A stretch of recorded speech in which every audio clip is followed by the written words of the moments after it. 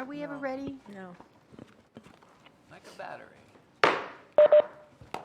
Welcome to the Spokane City Council briefing session for September 26th. Madam Clerk, would you please call the roll? Council President Biggs. Here. Councilmember Bingle. Here. Councilmember Cathcart. Present. Councilmember Kinnear. Present. Councilmember Stratton. Here. Councilmember Wilkerson. Present. Councilmember Zapone. Here. Let the record reflect that all council members are present. All right, we have the pleasure of Mike Piccolo assisting us this afternoon, and he's going to start with the briefing of October 3rd Advanced Council Agenda. Thank you very much. Glad to be here. On the consent agenda, the first two items will be briefed by Rick Gibbings. It's a value blanket for light bars, sirens, and accessories. And then the second one is 2 replacement vehicles. Good afternoon, Council. First item is a value blanket with McLaughlin Erdley Group using a Washington State contract. We use this for light bar, sirens, police commissioning equipment. This will go through August 31st, 23. Not expected to not be over $100,000 a year. Any questions on that one? And the second is another pre-purchase approval for a couple of vehicles. One is for the street department, an attenuator, no more than $75,000, and the other one would be for water, an excavator, including equipment or attachments, no more than $200,000. Any questions on that? Thank you. Item number 3 is the contract extensions for legislative and lobbying services, and Council President Biggs will brief on those two. So I think most of you on council are familiar with Luke Isser and Nick Federici, who are lobbyists. We learned that their contracts had run out without being renewed, and that it's time for us to do a new RFP. And so these are short-term contracts that will keep them doing the work of the city of Spokane while we do the RFP process, which will be open to anyone. Councilmember Cathcart. Yeah, just wondering, when is the RFP process going to begin, or has it? I don't think it has, but shortly. Okay, I'm just noting because this ends October 31st, and the ledge session will be just around the corner. So, Yeah, I don't know if Eric Polson is on the. All right, Mr. Polson, can you give us a more informed update than what I was prepared to give?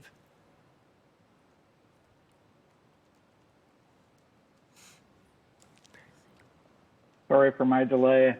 We've been working with Matt Boston in the council office to initiate the RFP.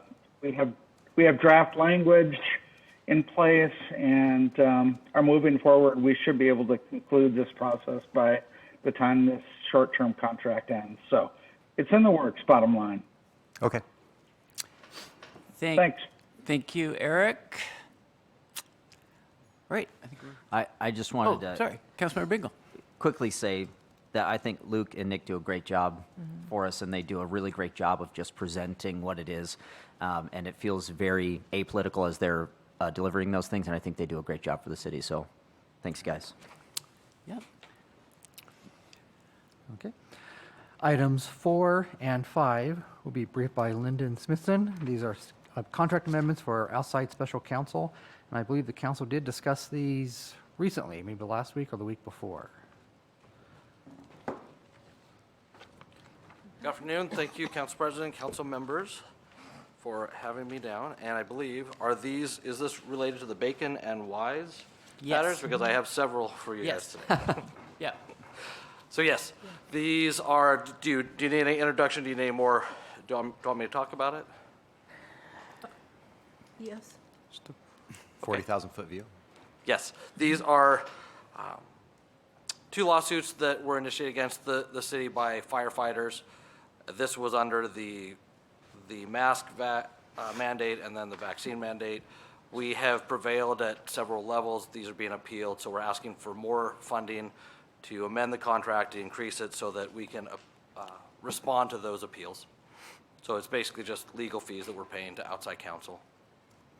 And so it says Governor Jay Inslee et al., and then under Michael Bacon, it's et al. Versus City of Spokane. does the city of Spokane and then et al. Include the state as well? Yes. And so I guess my question is, for the city to follow the mandates that the state requires, and we're getting sued, that sounds convoluted to me. Can you help me? And that is why we're defending it, because the governor put these initiatives in play, or put these terms in place, and we got sued over it, so we're defending the city on that basis. I believe that possibly some of the other defendants have been dismissed out, and so we are still in the lawsuit. Like I said, we prevailed at 2 different levels, but it's on appeal, and so we're waiting to see exactly what is going to happen on one of those, or on those appeals. So, and if we prevail, do we get our fees paid for? No, We don't? No. We're just, okay. that's the nature of being sued. Councilmember Cathcart. Yeah, so I guess I would just say, I mean, other jurisdictions made different decisions, so I think there is something unique about us and the decisions that we made to a certain extent, so it is understandable that we'd be included, rightly or wrongly, but it is understandable that we would be part of that. My question, though, is the vaccine mandate expires the end of October, and I asked this question last time, and I'm just really hoping that there has been conversations around how to settle this and bring those workers back. And is that the case? Is that where we're at? What? And that's a policy issue. That's at the fire department. I would leave Chief Schaefer to discuss that, but I believe that those conversations are ongoing.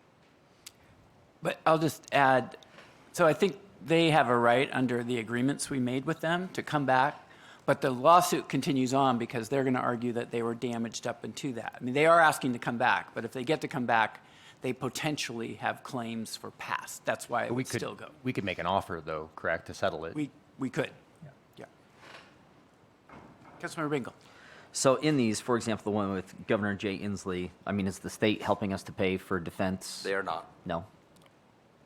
But they're they would filing defend- their own papers. Yes, they would defend themselves, and if they were dismissed out, then they would pay their own legal fees. So no, they are not contributing to ours. But I think the lawyers for both are cooperating, so it's a lighter lift for us because of that.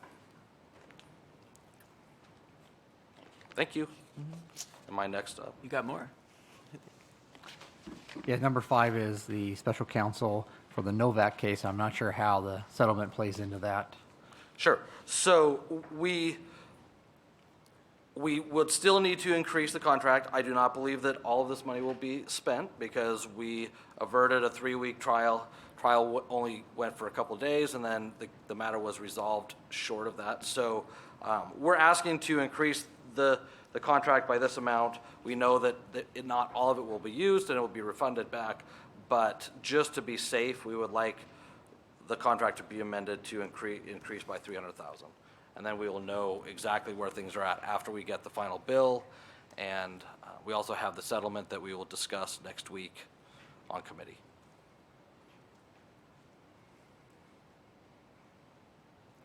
I'm just going to ask them, why aren't we waiting for the final bill? Because there's probably some more legal work to do to get through the settlement. They will probably draft the settlement documents. So we're not finalized yet, and especially because you all will have to vote on the settlement. We can get that signed, but our lawyers will do a little bit more drafting, so we'd rather not.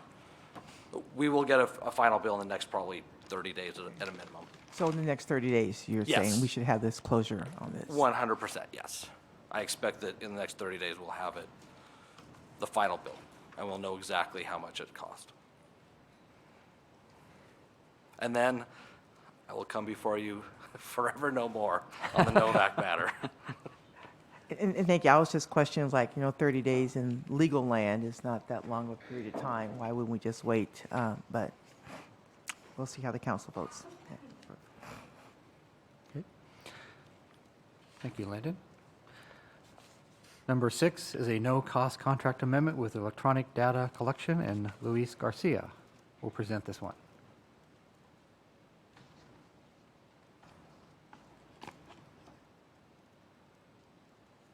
Can you hear me?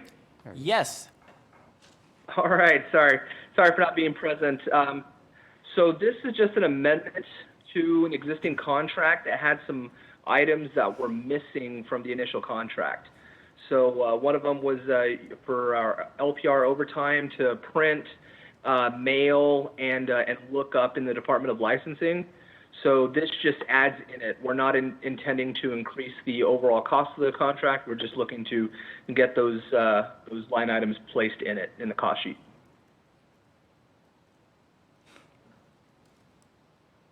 Any questions? Thank you, Luis. Number 7. Thank you. Number 7 is a contract amendment with Robert Half, and Michelle Murray will brief this item.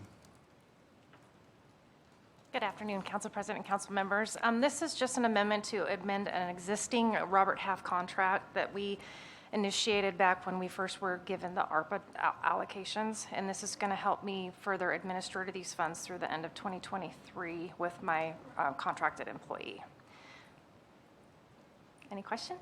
If I understand, it's not changing how much we're spending, it's just instead of an employee salary, it's through the temp agency because of the limitation on hours for that person for temp seasonal. Is that? I wouldn't say it's because of limitations. It's just Okay. when we originally needed help, that was the fastest way that I could get help. Okay. So we did a contract, and she's still here working full-time and helping me out with all of the allocations and that we're working on right at the moment. And I need her to stay. I can't. Michelle has spoken. Thank you. Number 8 is the contract amendment with Archbright for the HR department. We have a current consulting contract that expires October 5th, and we're looking to extend this contract through the end of the year with the same consultant working in-house. And the dollar figure in the agenda sheet is incorrect. It should be, instead of 30,000, is 56,000, and that is reflected in the SBO later in this agenda. The number 9 is a report on the mayor for pending claims and payments. Those items will be filled in. Number 10 is the council meeting minutes, which will also be filled in. And that takes us to the SBOs. And the first SBO is for the general fund with various decreases and increases. And Dan Buller will brief this item.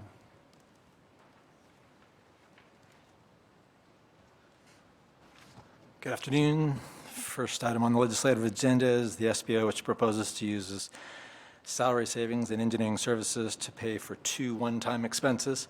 First one-time expense is $102,000 retainage owed to the on the construction management office relocation.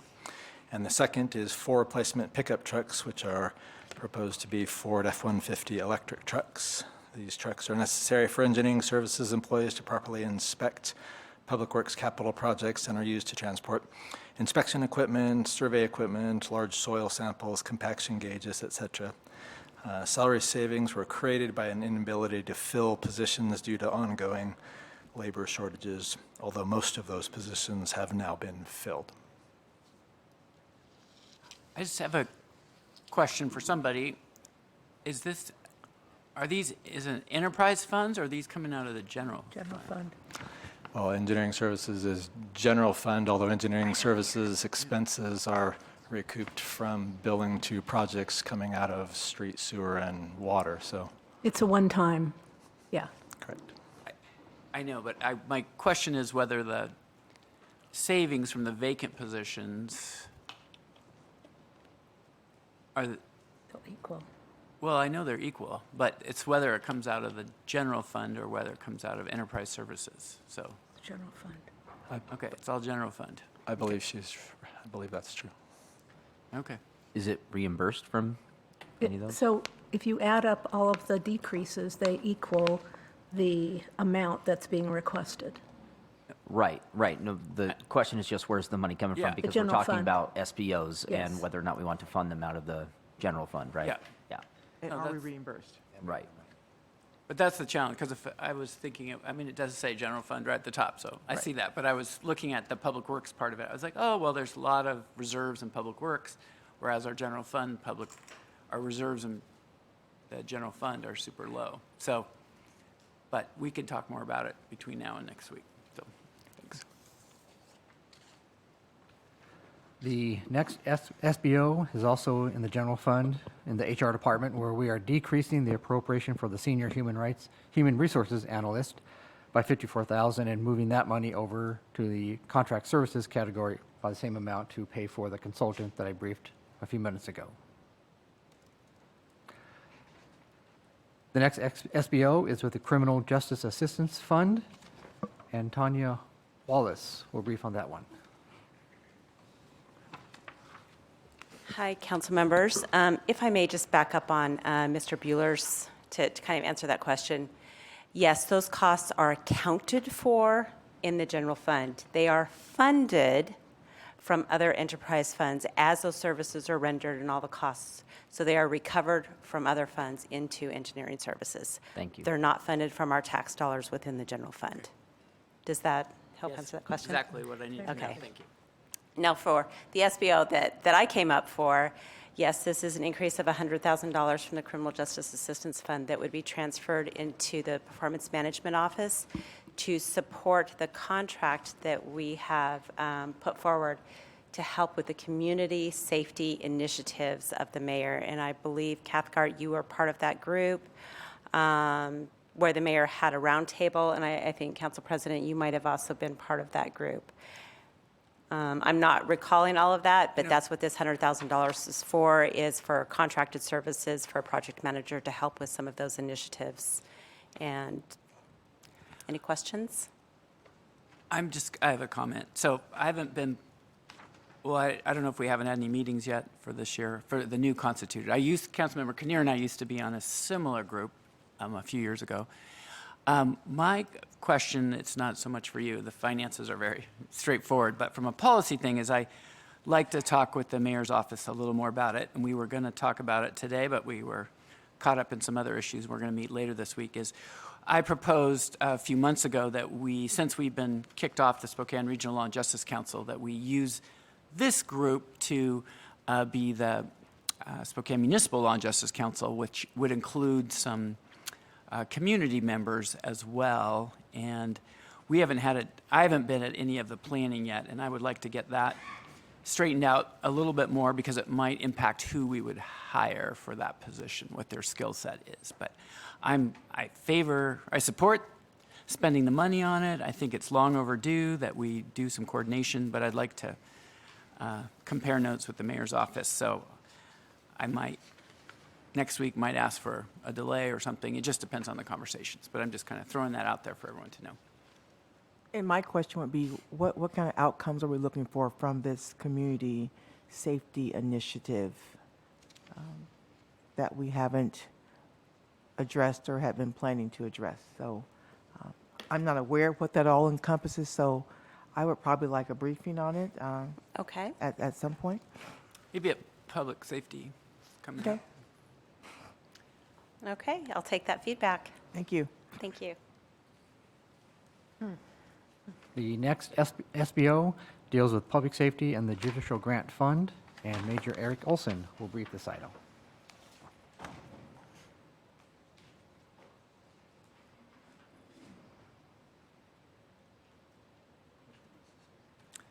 The launchers. The launchers. Okay, thank you. Good afternoon, council members, council president. I am here to ask for an SBO that would use the state funds for the implementing of the state reforms. Out of that funding, we would be able to purchase and procure 25 more 40mm launchers along with the additional accessories and training kits to allow these tools to be more accessible on patrol as one of our less lethal alternatives. So Major Olson, when we funded this last time, do you remember how many we had approved to be purchased the last go around? Was it in the last year? Did we not fund something? When we used this, we have not used this funding for this. We used the funding to buy a bunch of pepper ball guns. Okay. So it's a different tool, has different uses. Can you describe this tool a little bit, just like what it looks like? So about this long, has a 40mm barrel, so it's big, and in the old days, you kind of think of it as like what would be like a gas launcher, but it has a short stock and fires out a foam projectile that's basically, bluntly, it's going to go out and give that blunt force hit from a distance where we're able to impact without having to close distance on people. Was it like a beanbag gun before? It used to be the 50 millimeter. Is this kind of similar to No, that? it's still a 40, so I don't know that we've ever had a 50 millimeter. We've had Okay. 40s. Okay. We do have some now. This is to put more out in the field to make them more available. The bean bags are generally used with a shotgun platform, as that's what they've been traditionally made for. These are specific, and they're a foam. They're about that big, 40 millimeters around projectile. And is this just something that's kept in the vehicle that they have access to when needed? Correct. Okay. Yes. Yep. I was going to ask my educational question, like, give me a scenario. I'm trying to figure when that would be needed. Yes, and versus- Councilmember Kinnear and I spoke about it, or I guess emailed about it, and it's often used for people with edged weapons, where we can't close distance safely. So we can do that from further back and have that ability to deliver some force without having to come within a zone that you could actually be cut with. It's also been used with people who just want to fight. I mean, they'll stand there, take a fighting stance, and again, if we go up and put hands on, then we're going to have to use physical force, and the odds are that person could get hurt more severely, and the officers could get hurt as well. Councilmember Zepone. So what kind of impact does that have on a person's body? Like bruises? It typically will leave a bruise, depending on how it hits. I mean, there's pictures, if you're interested, that you could see, because we take pictures and document this. This is one of our, obviously, mandatory reports for use of force. So we document all injuries from it. It's getting hit pretty hard, and it gets people's attention and often has a desired effect. Oftentimes, this will be used in what we call a multi-force deployment. So we'll use maybe a flashbang at the same time as this, and maybe some OC too. We're trying to get this person out of their OODA loop of either self-harm or harming others, so we can get them safely into custody. Photos would be great. Okay, just let me know, and we can I follow can up. send you an email. Yep. Thank you. The next SBO involves the Code Enforcement Fund and the Parking System Fund, and will be presented by Steve McDonald, and I believe this has to do with the pending 2 department head appointments. Yes, thank you. Good afternoon, Council President and members of council. Today's item involves the utilization of salary savings from both code enforcement and parking enforcement from funds that they have available in order to fund what will be the new director of both code and parking. As a little background, last year in November, parking was stripped out as a solitary department from DSC. DSC right now technically still has code enforcement as a part of it. We felt it would be a little more efficient to have code and parking be one department, and that's what this achieves, getting the director there. Yes. Can I just ask, if you know, I don't think Tanya's here anymore, but I guess what I'm wondering is, you know, we made this change last year. Why did we not put aside the dollars specifically for these positions, and now we have to do an SBO to try and make it work? Do you Yeah, happen I to mean, know? I can take some of the blame for that. I had a lack of awareness that when we had a council motion like that there wasn't a funding mechanism that took place automatically. So that's on me for not asking about that. But we also, in a sense, couldn't have done much with that position because of a personnel issue. We had somebody that was the general manager of that department that was out on family leave, and we couldn't do any changes anyway until well into this year. So I kind of think of it as salary savings anyway, and the fact of having code and parking together does make a lot of sense. I mean, DSC is enough in and of itself for a department, but code and parking is something that we think can be efficiently managed. Yeah. So this will get us through the current fiscal year. Then is this position actually budgeted for in the 2023 budget at whatever level that's? Yes, gonna be? it will be part of that budget. It is. Okay. It is part of that budget. Thank yes. And so what's the amount for the 2023 budget? It's a full cost of a salary, so it's 100 and something thousand, right? I believe so. Is Tanya still here? I can get an answer for you on Okay, that. thank I you. think those dollar amounts are still being reviewed by HR, doing a salary survey to Right. look at the 2 departments with the reassignment of the task. And that'll be given to, Yeah, for the budget process. but you're in the ballpark on the amount. Yeah. Any other questions? Thank you. The next SBO, my mind's already wandering, is with My Spokane Fund with Heather Sweet.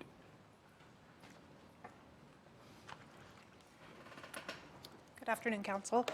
This request is to take salary savings from a vacant position throughout the course of the year to purchase computers and furniture for new hires and existing employees to eliminate desk sharing. That I briefed it last week in the Finance Committee. You guys have any questions?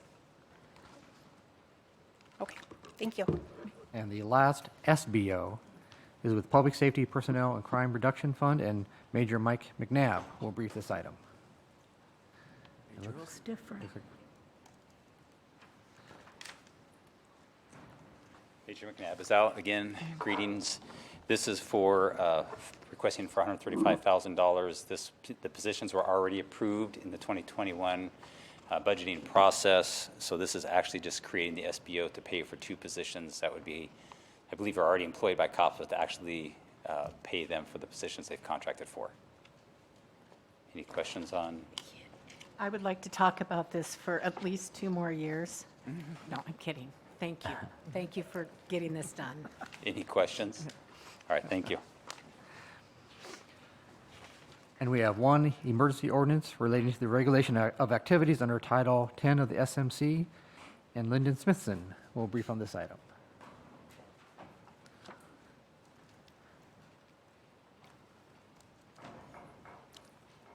No pressure. We're going to compare you to Lauren. Good afternoon again. And if you could, I didn't hear you, Mr. Piccolo, so which is this? Is this the adoption of the RCW? Yes. Okay. This is regulating Title 10 of the SMC, repealing numerous sections. That's what makes me a professional, not knowing.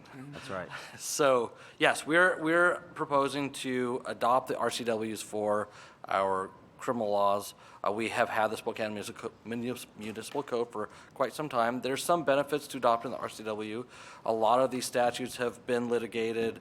The state Supreme Court or division appeals courts have made rulings on these, and we can follow those guidelines in applying them to our crimes. I don't know if there are any specific questions that we'd like to discuss. I know Ms. Beatty is very knowledgeable about this. She may have. She was excellent. So I should stop talking. that would, yeah. She already told you everything you need to know. Yeah, she was the shining star. Thank you. Thank you, everybody. And there is one resolution, 2022-0088, recognizing the need to update and expand the SMC to reflect the growth in numbers, homeless occupation, and this is occupancy, and this is Councilmember Bingle.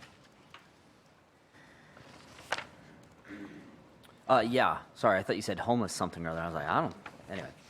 Yeah, this one I'm excited about. We've talked about it a couple times, but just, as the world is changing, post-COVID world that we live in, there's a lot of people who are making money from home, working from home, and most new businesses are started in the home for less than $5,000. Most businesses in the home are run by women, and finding ways that we can continue to make Spokane a very business-friendly environment for folks without a large amount of capital or a large amount of expertise and experience, I think is going to be something that continues to create generational wealth for people. And so finding ways that we can update the regulations, because some of them are quite outdated and need to be updated pretty bad. So making it to where people can successfully start home businesses, and also making sure that it's not changing the character of a neighborhood, but making sure that it's still,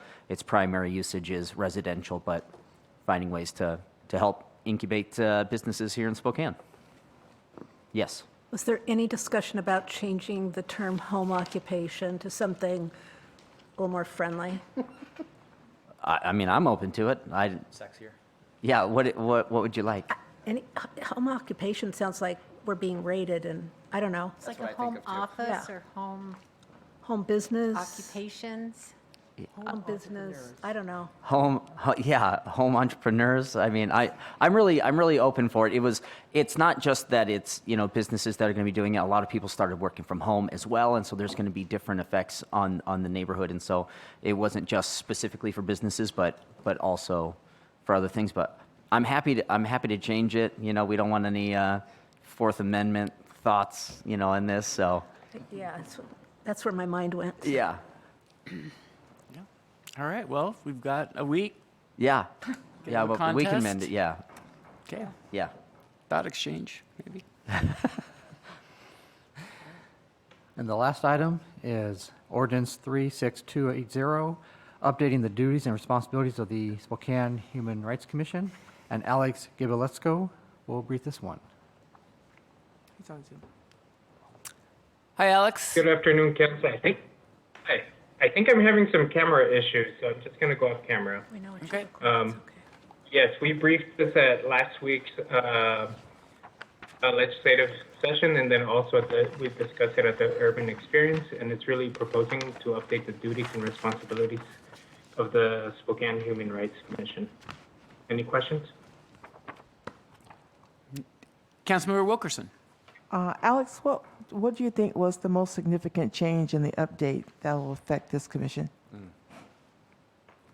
Yeah, so we're adding bullet point R that reads, provide the guidance for the city's anti-discrimination efforts without limitation, including the federal Title VI compliance efforts.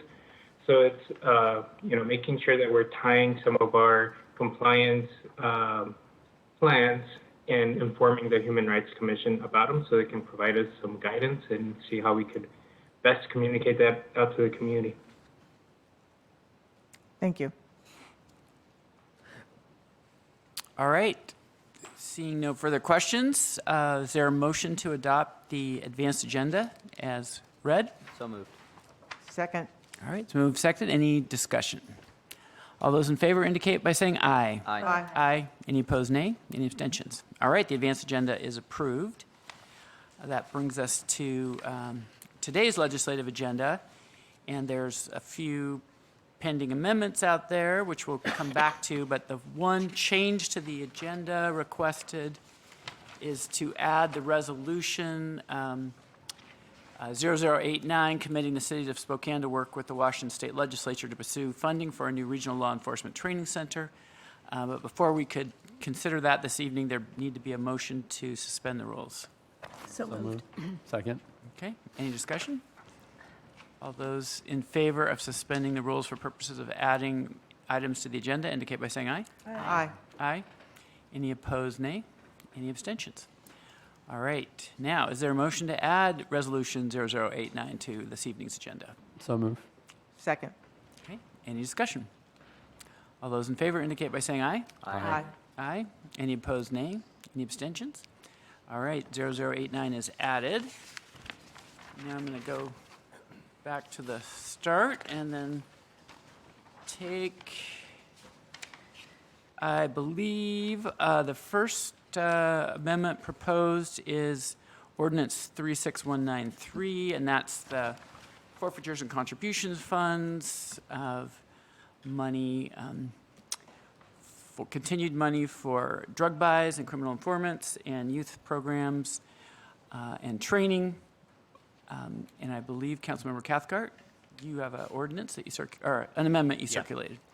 Yeah, thank you. And Matt Boston put this together for me, but very simply, this just takes out the $125,000 for the drug prevention out of the forfeiture funds, and instead would fund it through ARPA as an alternative.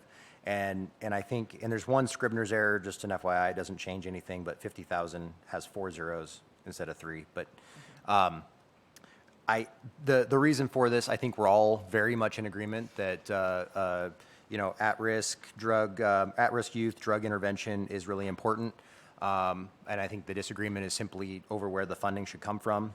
And so I think kind of as a one-time pilot, we can take it out of ARPA, and that will give us time to think about the program, what it looks like, and where best to fund it. One idea that has been presented as a funding source for such a program would be to take it out of the settlement funds from the opioid ruling. And so we don't have those dollars yet, but they'll be forthcoming. And so that could be a place that we could have this funded from an ongoing basis. But I just think using ARPA as a one-time, and it would help with the chief's plea that we don't completely drain this fund, as he fears will happen if we spend 125 out of it for this program. I have a question, Councilmember. Yeah. Did this go through the, the ARPA committee? No. Should it go through the ARPA? I'm not sure who's, are you chair? Well, I mean, council can do what, but generally our process has been that it has to go through the ARPA committee process. So, but it's not like he's out of bounds to make the amendment, but that would be our kind of common law is no, it need to go through that committee. The other thing I was going to say is we could check also on the marijuana revenues, because some of those revenues have to be used for, I think, education. They do. Yeah. So that'd be interesting to see what that, That'd be another option. yeah. Well, I was just going to say, the ARPA request is not out of line. However, that money been allocated, and what hasn't been, the administration has requested it. So every $100,000 makes a difference. So we'll look at that. But if there are other potential opportunities, we agree this needs to happen where it comes from. But to me, this is an upstream approach to drugs and how we deal with that. So we just need to come to an agreement. And I'm going to speak against the amendment, even though I appreciate the support for youth programs. The police department requested $25,000 come from the forfeiture fund, and it is a allowable purpose under the state law for forfeiture funds because it reduces crime. The traditional ways our police department has been trying to get a handle on it have not been effective in decreasing the rate of increase of drug dealing and fentanyl overdoses. And so I think it's very important that we try other methods that the police have approved, and this is one of them.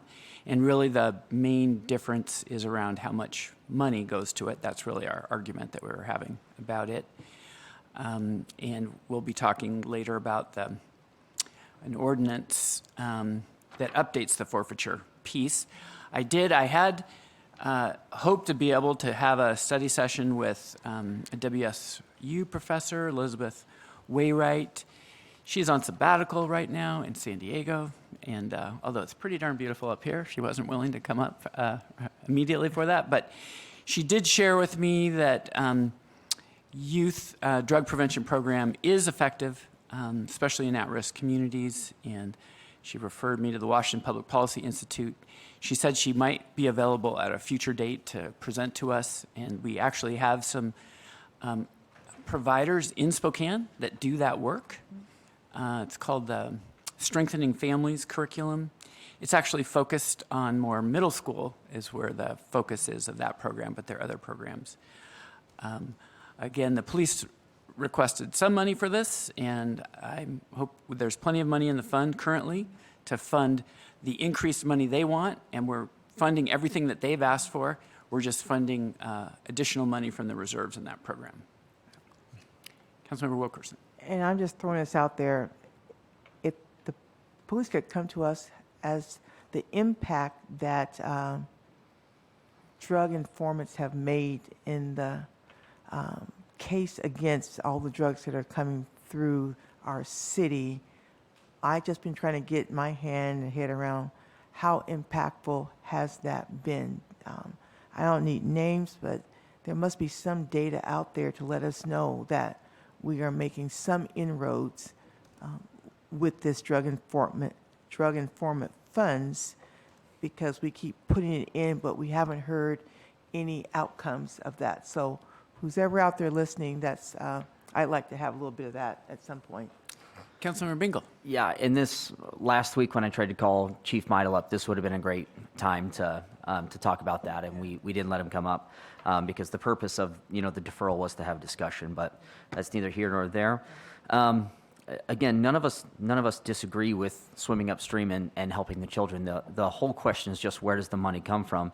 And this is very much tied into the ordinance that's coming later, is that the police do request money from this to be used for this purpose, and that's fine, but it's about $25,000 a year. This is 5 times that request in one time, and then later on in the ordinance, we'll talk about this too, they're tied 1-to-1, money being spent to help us in our fight against drugs, and then spending those on youth programs.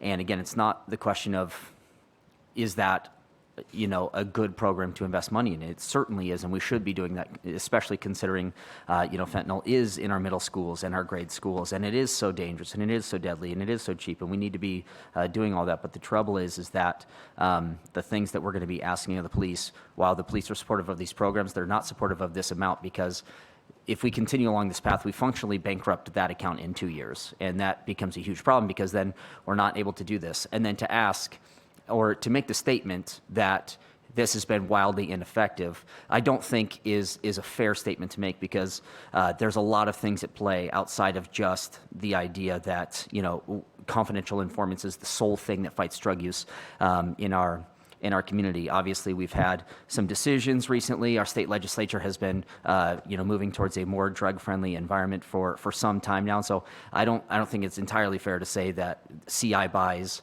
aren't effective at all. And I actually think it's just kind of blatantly false. And I think it's somewhat denigrating to the police to say that the work that they're doing isn't effective when it has certain effects that are measurable in the city. And so tonight, you know, maybe we'll have the chance with police leadership being here to have the discussions that we've been trying to have. Councilmember Cathcart. Yeah, thank you. So, yeah, I mean, I think, and the chief said it last time when he spoke on this, is that, you know, it's getting harder and harder, obviously, with the state changes in the law for them to be able to break up drug houses and things of that nature. And so it's probably tougher and tougher and more expensive, frankly, for them to try and enforce and keep some of our neighborhoods safe. But I just wanted to say, I mean, this is really an attempt at a compromise. I think just finding a way that we can still fund the drug intervention. Again, I think we all 7 agree it's needed, it's a good thing to do, and it's something that is going to be beneficial. And while I don't love the idea of taking out of ARPA, believe me, I'm the one screaming from the rooftops about our budget crisis, but the fact is, you know, the forfeiture funds, the chief has expressed his strong concerns that we're going to draw that down to a very low amount.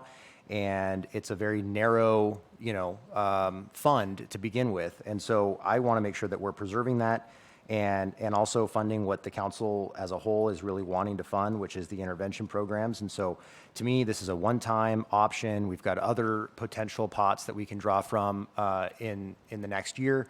But this is a way that we can set it up as a pilot, get it going. And I would be more than open to a friendly amendment to put 25 from forfeiture as was originally proposed and the rest from ARPA instead of the 125. I just think, you know, let's fund this, let's do it, but let's not draw that down to a point where the chief, the person who is sort of statutorily in charge of keeping an eye on this account, has strong concerns. And I think we should listen to him with those concerns and try to just do our best to fund what we want to fund, but do it in a way that's at least sustainable. I saw Councilmember Wilkerson's hand first, and Councilmember Kinnear. Thank you. I just want to clarify with Councilmember Bingo. I did not say it was wildly ineffective. I just asked for some outcomes and some data on what has happened with those forfeiture funds going forward. I know they're making a difference. As with everything else, we ask for accountability from everybody else and anything else. Why is this not a question we can ask of our police chief? So I look forward to that, but I did not say that. Just want that on the record. Yeah. Councilmember Kinnear. Yes, so you would be open to an amendment. I'm wondering if the funds are not used. So it's going to take time to find somebody to do these programs. We're not going to just allocate the funds and there's going to be somebody waiting there to, it's going to take months. And so I'm wondering if there's a way that you would consider an amendment where if that, I'm concerned about the ARPA funding for starters, right off. But if you were open to amendment, where if those funds don't get spent in 6 months, they go back into the ARPA fund. But then we're stuck with, we have no funding. Right. So I kind of answered my own question. And I also want to say that we do need some measures. We do need performance measures on whether this money going to buy back drugs is really working. I have concerns that drug use is at an all-time high right now, but we have continued to buy back drugs, and it doesn't seem to be doing the job that was intended. Now, I know what you're going to say. And 5 years ago, it probably worked. But now we're on a trajectory where every time a drug dealer comes down, 10 more are lined up to take his or her place. So there's no, they just keep going. There's one after the other. I don't see, I see that we need to go upstream with this. It's concerning to me that we're not spending enough on children. Councilmember Winkle. Yeah, and quick point of clarification, you didn't say that. It's in the proposed whereas that says that these CIs are ineffective. So that's where I was coming from on that, was not you. And we certainly need measures. We need to make sure that what we're doing is effective. I don't deny that. Again, the question is, where does the funding come from? That's the one that's still before us. And certainly, dealing drugs is a lucrative profession, and so many are taking that path forward. And but that doesn't mean that we stop doing what we're doing. We continue to pursue and try to stop this because it's devastating to the community, and that's why I think we need all hands on deck when it comes to fighting this particular issue and making sure that we have as much funding in that source as possible for doing that, as we're continuing to invest in children and helping them to understand the devastating effects of these drugs. And so. Well, may I? Yes, and then Rebuttal. Councilmember Stratton after that. I would also say that the other proposal that Councilmember Beggs has sequesters that money, puts it aside, and if that account runs down too far, the police chief can request it, and it gets sunsetted after a year. So it's not using ARPA funding, and it's not being put forward until we have a provider. So, and the chief has access to it.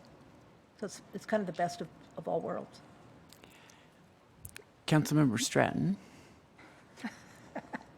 I don't know if you want to hear me or not. Sure we do. So, Is it coming out of your head? huh? Is it coming out of your brain? It's coming out of my brain. Here's how I feel about this.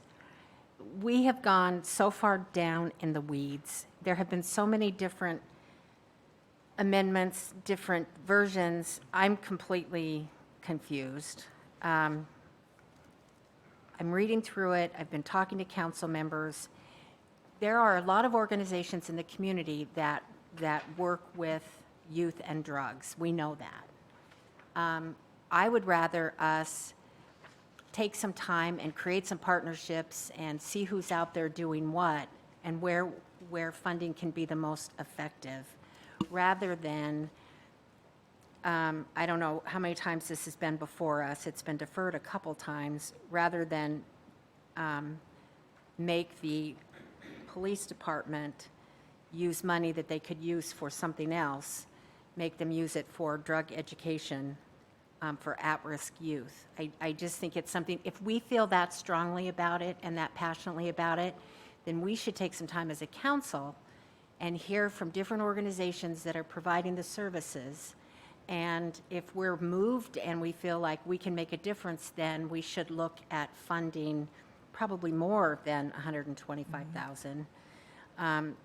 But I just feel really uncomfortable with this, that we're just so far down in the weeds that I'm not comfortable telling the Spokane Police Department, after all this discussion, that, yeah, we like it, but we're gonna make you put more into this area, when I don't think we've done our due diligence with. I mean, I know I've worked with the Shadle Wellness Coalition. They do amazing things with youth, but I don't know enough to take away some of what the chief wants to spend money on to put it over here. Yeah, this has made me just very uncomfortable that we're out of our lane a little bit, and Aren't we in charge of confused. budget? Aren't we in charge of money? yeah, but I mean, it's just how we've done it. And I just think if we're that passionate about it, then let's get out there, let's meet with organizations, let's hear what services are out there and how we can support them and how we can partner, possibly bring in SPD2 as a partner. But I just don't think that we've done a lot of work building up to this. That's me. Councilmember Wilkerson. Councilmember Stratton, thank you. But I do want to say, and this started last year when we went through this. I remember Councilmember Cathcart and myself had just asked them, have they looked at other programs? Councilmember Cathcart likes DARE. I don't care what it is. But have we looked at any other programs in our community that could partner with them? And we could take that on, but unless the police kind of bite off on it, we're just kind of chasing our tails, because who they partner with really kind of needs to be their decision and whatever their model is. So I have asked for that. I guess that's why I'm doing a little pushback, because I haven't gotten any feedback like, well, is there anything else out there that we could be working with or working towards to have a better outcome? And I've gotten crickets, so that's the only reason. I just kind of like, just communicate with me or us that, Councilmember Wilkerson, we hear you. We are looking for partnerships in the community, but I haven't heard that, and that's just my personal level of frustration. Councilmember Bingle, you had your hand raised before. I don't know if you still. I don't remember raising my hand. Okay, Yeah. all right. Oh, did you say? Oh. I could have, I just don't remember. Okay. Yeah. Thank you. Yeah, I was just going to make a couple points. One, it didn't go through the ARPA process, and we have a lot of things we want to spend the ARPA on, more than we have money for. Secondly, I want to make, this is for you, Councilmember Stratton, but I just wanted to say, we have not turned down any requests for forfeiture money from the everything that they've asked. I know that. We have done, and then we've funded fully the additional money that they want for controlled drug buys. There's plenty of money in the forfeiture fund right now, far more than we need this year or next year. The question they raised was that, what if we had a bad year, but they didn't offer any evidence that there would be a bad year. We've collected more money this year. It's like the second most, and we're not even done with the year. So this spending of this amount of money, which is, again, for a purpose they requested, but more than it is, gives us a chance to set that money aside and do that. If they don't, and I've told the police department, if they want to take the lead on it, great, I'm finding the right program. If they don't have to either, because I've heard from them they don't want the burden of doing that. I'm like, either way. But there's plenty of money there, and this whole idea that the money fund is going to be bankrupted, I just don't see any evidence of that. That as each year goes by, there seems to be more and more money collected in forfeitures, and they had a question if the Blake decision was going to reduce that. It hasn't. It's been 2 years since the Blake decision, and there hasn't been a reduction. It's in fact, there's been more, it seems to be. And then finally, I just want to make it clear that I don't think I ever said that was wildly ineffective. What the whereas clause that I had, and I think it's in the other ordinance, is that it's whatever we've been doing on the buying of drugs, it hasn't been enough to slow down the rise of it. So it's not saying that it's ineffective or it's not a good idea, it's not a good strategy. This does not take any shots at that strategy. It just says it's not enough because it's not getting us where we need to be. And as Councilmember Kinnear points out, as long as the demand remains high, you're going to have a hard time quelling these drug crimes. But if you start with young people and you save them from a lifetime of drug use, you really can lower it down. So that's the strategy. And again, we're the policymakers. The legislature says we can spend the money on programs that reduce drug crime with these drug forfeiture funds. This is a way to work on that and set aside some money to do that. So this just puts enough money. If there's only $25,000, there's really not enough money to attract much interest, I don't think, of an organization to do it. But $125,000, and with the potential for more in future years, I think would attract those kind of partnerships that could be effective. And then we could see, is that effective? But this doesn't take away anything that the police have asked for or will ask for in the future, as far as I can tell. Any more? We're on the amendment at this point. It's the debate. We're not, we're previewing tonight's probably debate. Any more discussion on the amendment? So. Is there any funding source outside of this fund that we could take this from? Because that's obviously the purpose of this, is to agree with the fact that this is an important program, but just saying this isn't where the money should come from. Is there any other funding source that anybody would be open to? Because that's kind of what we're trying to get to. Two were mentioned. One was opioid Right. settlement money. The other was Marijuana. cannabis. Right. Yeah, We don't because have there's it. Cannabis Mhm. revenues, some are supposed to be used for drug education in Right. communities. Right.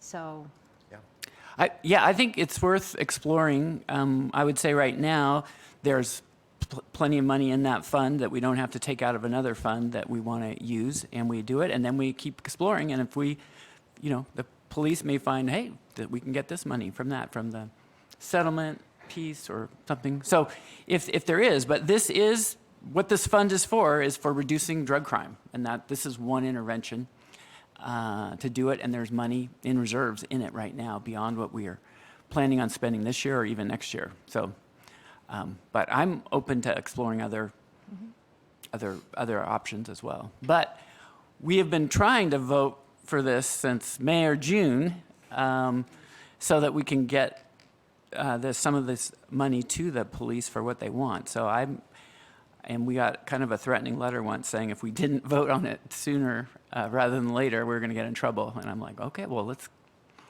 vote on it. So that's for me. so we're voting on an.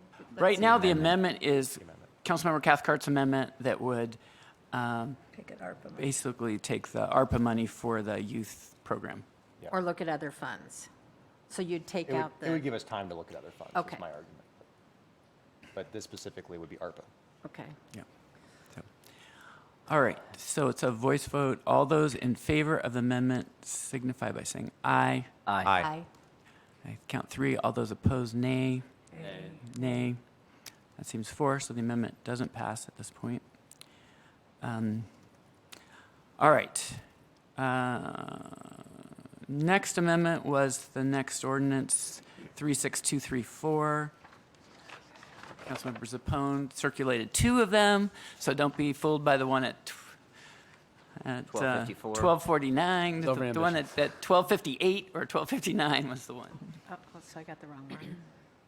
Yeah. Do you want to explain what that is? Yeah, that was just talking with SPD and Jackie about the priorities of what they like funded today. They said, and Jackie sent an email to everyone too. Their first priority is everything getting funded as presented. That's their first request. But if they had to choose, if something were to get funded today, these were the top two that they would like to be funded today.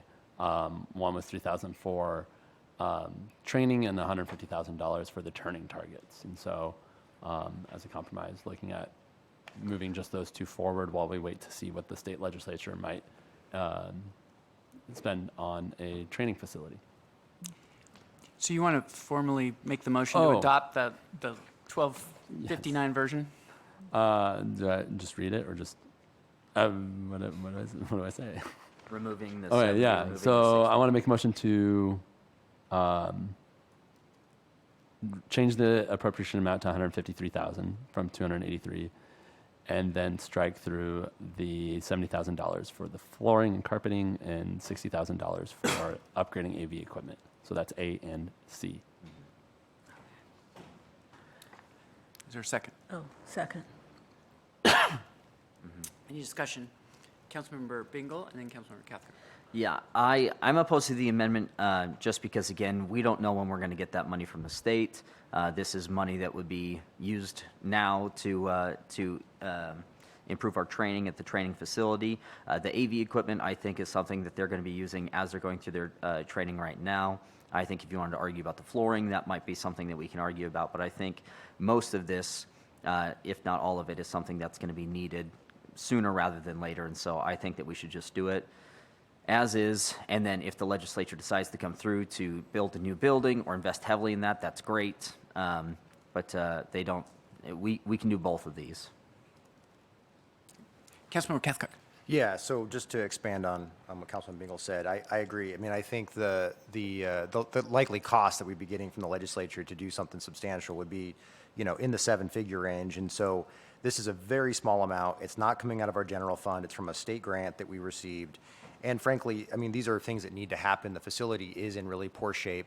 And I think it would be really good for morale as well to get this done. But more importantly, I mean, we just don't know what the legislature is going to do. There's a lot of open questions, and I'm certain Representative Riccelli and others, will do their best. But you just don't know what the entire body is going to do. We don't know what the economy is going to look like. We don't know what the budget discussions are going to look like. How many projects are going to be proposed from across the state? There's just a lot of questions, and so while we should put this on our agenda, and that is something that we're talking about, and we should do everything we can to advocate for this, I just don't think that these dollars here would make would harm our ability to get those monies from the state. And frankly, I think that these are necessary investments that would actually be really beneficial for our officers, and they are important for training and those sorts of things as well, which is related to the grant. So I'm going to oppose the amendment for that reason. I'd rather just go forward as is and work as hard as we can to try and secure those additional dollars from the state. Yeah. I'm going to support the amendment. These dollars are supposed to be for training of our officers, and if we do the accounting right, we can get reimbursement for our general fund so that we can pay our officers on the street, which seems to be the highest priority. And if we can get the other money from the legislature, then that's just more officers on the street being paid, and I just think that's a win given where we're at right now. And that facility has been around for a while. I haven't heard anything on the flooring and the AV that there's been a precipitous drop recently. On the target turning system, I did hear today that is at risk of completely going down at any moment. So that urgency was compelling to me. Councilmember Wilkerson. I just want to reaffirm again, this money was allocated from the legislature last year for training around the new policing rules. And it's like, of all this money, only $3,000 is actually going towards training. Yes, they need the other equipment, but I'm a little perplexed as to this money's been sitting there for training, and everything that, or the majority of things I've seen come from public safety is there is this training piece that's attached to everything that they're going to do, new equipment, whatever new strategies they have in place. So it's a little, I guess I'm frustrated that what this money was designed for is the smallest amount that's listed in this category right now. So I will be supporting the amendment at this time. Councilmember Cathcart. Yeah, I would just respond. I mean, I think it's kind of a misnomer. 3,000 for additional training courses. I think that's more like to play for, class materials and things of that nature. But the reality is, I mean, AV equipment, right? You're putting up the display of the training session this is, important stuff. We utilize this equipment literally right now while we're sitting here because that's how the public gets to see what's happening, or the classroom or whatever. So that is training. 150,000 for the target turning system. They don't go out into the hills and shoot at dirt mounds. They actually shoot on a target range, and that's what that money goes for, is to make sure that that target range is there and functional and working at its best. And so that is literally training. You could probably argue on the carpeting, but I do think that the carpeting is in the building and it's in a bad state. And again, it's affecting people's mindsets and morale and things of that nature within that building when they're training. And so to me, it just makes sense. And we have, again, no guarantees of what's going to happen in 10 months. And so let's just make the investment now and work with the state to get more. Councilmember Zepone. Yeah, the morale argument's really hard for me to accept. Sure, everyone likes nice things around them, and I think they do deserve a new carpet, but it's not an urgent need that needs to be done today. We just bought new cars, which was for a morale problem. I believe that when they talked about their survey of morale, they didn't cite carpet in the training facility as a top need. I attended schools and public schools here that had rain going through the roofs growing up, and we'd have to have trash cans in the roof, and they're like, those are pressing needs that are immediate, but yet it took another 10 years to replace the building. So I just don't know why morale, that just doesn't sit strongly with me of a reason why we need to replace carpet when we look at the bigger picture of things. Councilmember Bingle. Yeah, like I said, I think there's an argument to be made for that one. I think the AV equipment is still really important because, like Councilman Cathcart was saying, and like I was going to say, is the $3,000 for the training is like the materials itself. The implementation of that afterwards is something completely different. And so the AV equipment, I think, is something that would still be important to better equip and train our officers for this purpose. And so would we be open to amending the amendment and bringing that 60,000 in? So take the 70 out. Instead do the appropriation for 213,000 and then adding in that AV equipment for 60. Is that a friendly amendment? Friendly amendment, yeah. You have to look that way. Friendly amendment. I'm not interested in that right now. Okay. Any other commentary before we vote on the amendment? All right. All those in favor of the amendment adopting the version that was circulated about 12:59, that removed Section A, 70,000, and Section C, 60,000, indicate by saying aye. Aye. Aye. Aye. All those opposed, nay. Nay. Okay. Amendment passed. And that was 4-2, right? 4-3. 4-3. 4-3. Okay.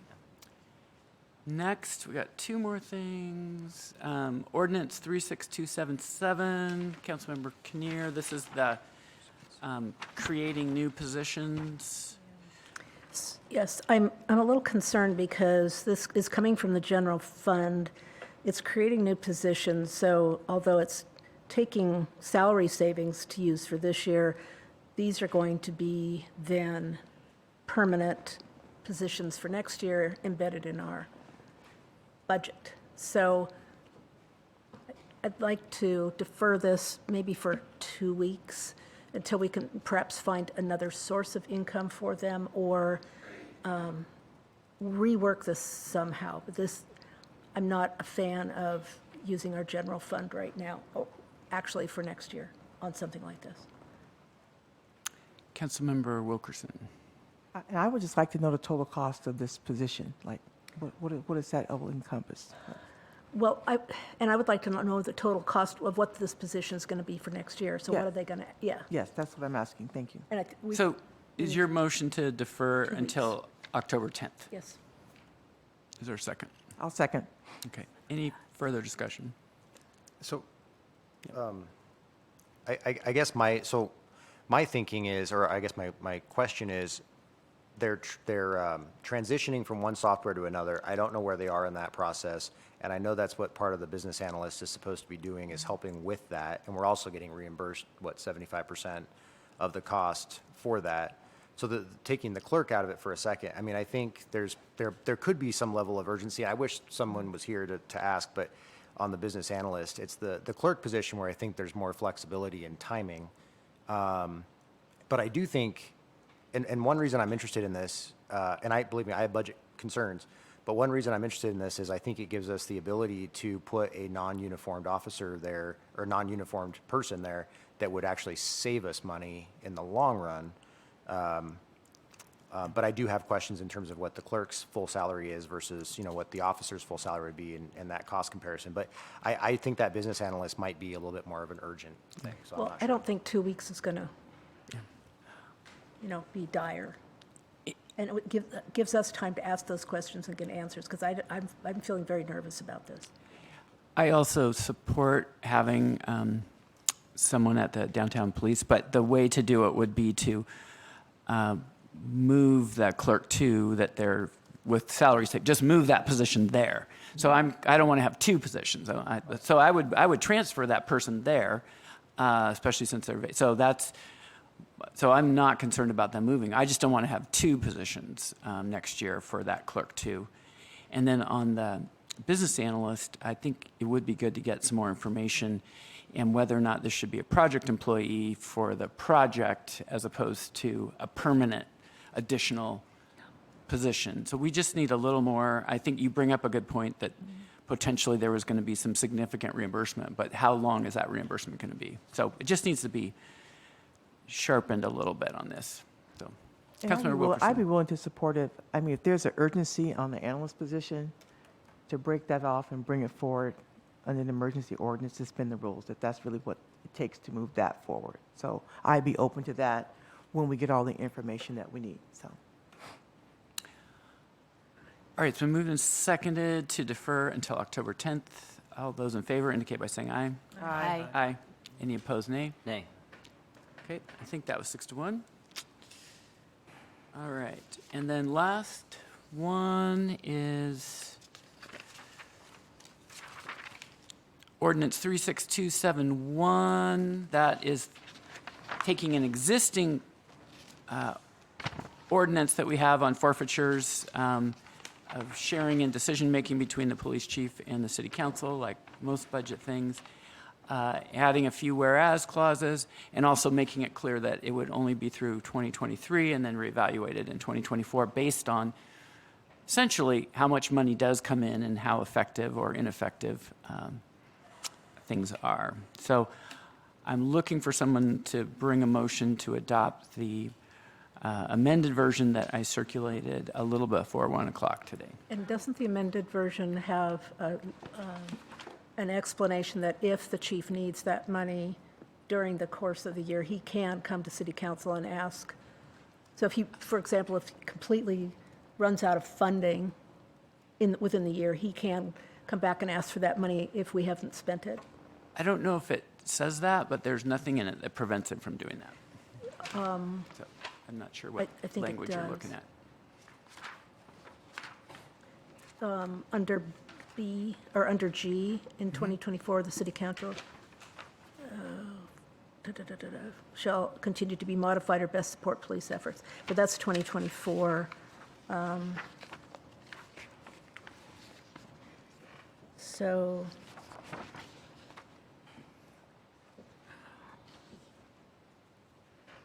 okay. Yeah, maybe not. I was dreaming it. But there's nothing that prevents him from There's nothing bringing a that special budget ordinance. Exactly. Anyway, So you but need a motion? I need someone else to make the motion. Oh, I'll make it. I'll second. Okay. Council Kinnear moved. Councilmember seconded. Councilmember Cathcart. Yeah, I guess a couple things that concern me. First is, we set the priorities, and I have no issues with the first priority. Certainly, are the CIs and whatnot. Again, the at-risk youth is forfeiture the place this is going to come out of? Is it the best place? The chief has consistently said that he does not believe that is financially sustainable, and to do it at a 1-to-1.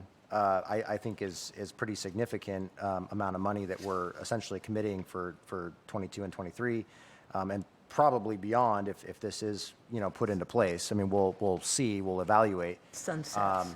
But the other issue, or I guess two other issues, are one, we don't know what the future of drug laws are in the state. The current law sunsets next summer, so to look back in 24 could give us some false information depending on how that changes. So that's just one thing to throw out there.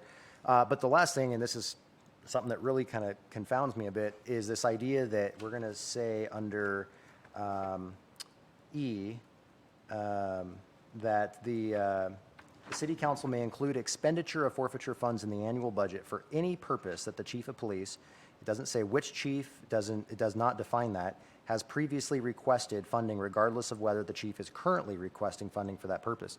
So and we could literally look back at something that Ann Kirkpatrick suggested and fund it because the department, the office of the chief has said that we should do this. And I think it's just so broad. It should be something that I think it should be limited to what the current chief is requesting. And we can always deny it if that's our prerogative, but I think it should be limited to what is being requested presently. So those are my concerns, and I don't know if anybody else shares those, but that's really what comes to my attention. Other discussion? All right. I'm sorry, do you have a difference of opinion on that? Yeah, I mean, well, I don't have a difference of opinion on what it says, because it says No. what it says. But I think the purpose of my interpretation of the state statute is that they want these funds to be used for purposes that law enforcement have determined reduce crime. And so that's a screen. That means we can't come up with something and say, hey, we think this is the great new thing. And so that says, hey, if one of our police chiefs has determined this is a good avenue, then we as policymakers and the budgeteers on this, we make the final decision on it. The current ordinance that's in place, I was happy with generally until we got a letter threatening us essentially with criminal prosecution if we didn't agree to what the chief, because the current ordinance says we both have to agree, and it kind of forced us to work together. And then we got a letter that says, boy, if we don't do it, then we're committing some kind of federal offense. And then it's not an agreed thing. Then you're at the mercy of whatever police chief wants to do at any one time, and you're at risk. And so I said after we got that letter that I wanted to clarify that ordinance to make it clear that council has its role of approving budgets, which means having choices. It's not just rubber stamping it. And that in the budget process, we can, not special budget process, but in the regular budget process, we can put forth a package of solutions that law enforcement from our city have determined are effective in reducing crime. I would hope that it would be in consultation and we would work together with the chief as we have done in the past. But it is, you could paint the extreme picture. I don't know that we have any records of what Chief Kirkpatrick asked for the forfeiture, or if she asked for anything. But What if there's a disagreement? What if council and the chief disagree? well, like anything in the budget, the council is the budget authority. So, but it's limited because it has to be something that the chief has proposed before. That's the limitation of it. We can't do it on anything. It has to be something that law enforcement for the city of Spokane has determined is an effective crime-fighting tool. But I'm struggling. Yeah, and we're just debating the amendment right now, right? debating whether or not to add the amendment for the final vote. Yeah. Right, right. Because, so we're not, this isn't the discussion for the vote on, Adding. No, it's just Right. adding. Yeah. It's adding that if we're going to vote on a version, debate and vote on a version tonight, this would be the version as opposed to the previous one. So, any further discussion? All those in favor of amending what's on the agenda for this ordinance indicate by saying aye. Aye. Aye. Any opposed, nay. nay.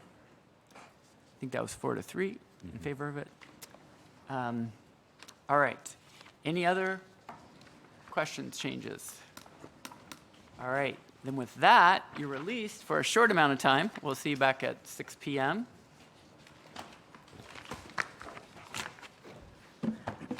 We're adjourned.